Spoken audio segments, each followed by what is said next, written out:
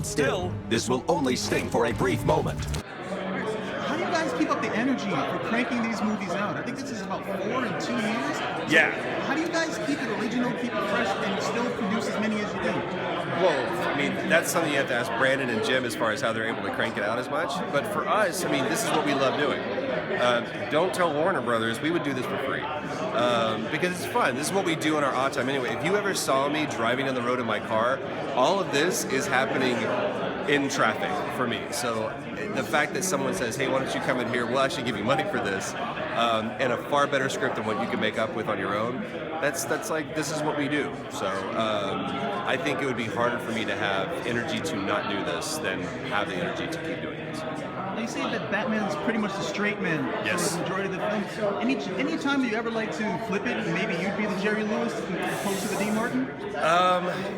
Every time I think that I want to do that, one of these guys does something that's infinitely funnier than what I would do. So I'm like, okay, no, I'm good. I'll be brooding and carry that weight.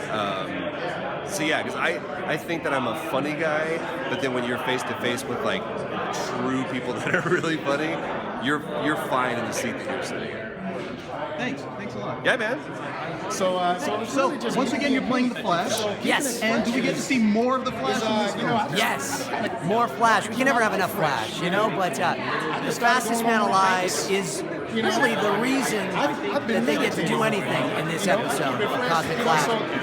Really exciting stuff. Batman and the Flash off together, which is a lot of fun because the two of these together, it's like Troy and I in the room together. It's the yin and the yang, but a lot of fun. And really, without the cosmic treadmill that the Flash is on, we have no movie. So, thanks to me. What's your approach to the Flash? I mean, I've followed a lot of your work. I know where you're coming from with Obi-Wan Kenobi. I know where you're coming from with Johnny Test. Where are you coming from with the Flash? Especially since we got to see so little of him the last time. Yeah, well, you know, the Flash is honestly my favorite character growing up as a kid. I've been saying it all day, but I'm really honest about this. All my comic books that I collected that I coveted were my Flash comics. I loved this character as a kid. So what I bring to this one is a true love for the character, my own spin on it, and getting to play him in my own voice, which is kind of fun. Usually most of my stuff is, you know, Johnny Test is totally different than my voice. Obi-Wan Kenobi is not my regular voice. So the Flash gets to be me, and usually what happens when I'm in the studio recording, the director's going, slow down, because I talk pretty fast. And the Flash, they're like, speed up. So it's a lot of fun. I'm a big fan of the Superman Flash races. Yeah. I've read all of them. I followed them. Me too. So you've gotten the chance to be in the Flash's shoes. Tell me, who's faster, Superman or the Flash? Well, he is the fastest man alive. Although Superman, I guess, is not considered necessarily a human. So I tend to think, when I was a kid, I'm like, there's no way Superman you can't have the fastest man alive and then Superman just beat him, you know? So the Flash has to be this much faster. And I think Superman would give a nod to that, you know? Even if it's by a couple milliseconds, he'd be okay with that because the Flash is the Flash. Thanks a lot. Hey, thank you. So, you've been attached to Cyborg for well over a decade now, and a lot of people don't get to have that long of a run with the character. What's that like to be attached to him for so long? It's like being a kid in a candy store. I mean, I pinch myself. I can't believe my luck. You know, it's I realize how lucky I am. I definitely realize how lucky I am to have a character that starts on a show like Teen Titans and then can move to the Justice League, you know, and you know, even do other Warner Brothers properties and that kind of thing. It's for him to be versatile enough to be able to move around. I'm really proud of that fact, you know, that I kind of had a hand in starting it up, you know, because now people know who Cyborg is, you know. In 2002, when I started, 2003, I mean, if you read comic books, you knew who Cyborg was, but for the most part, people really didn't. And now he's kind of part of the culture, you know.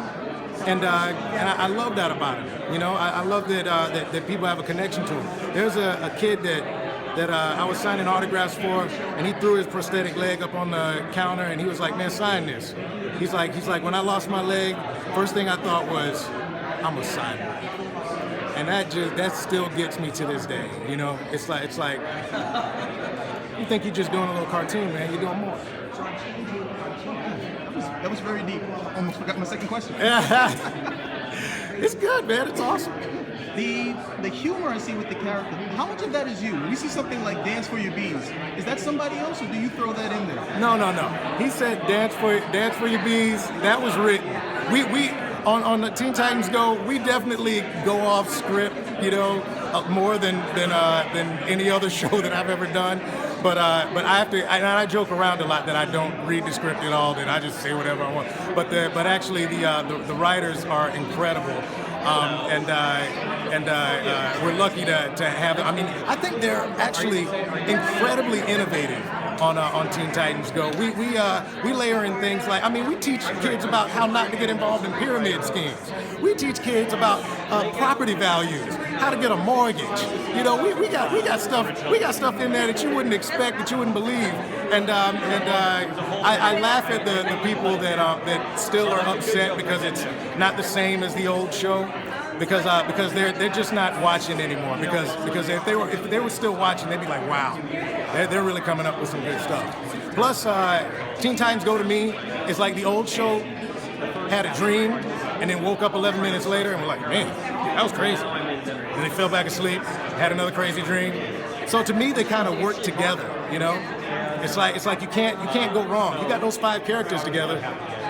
You make it serious, you make it silly, you make it funny.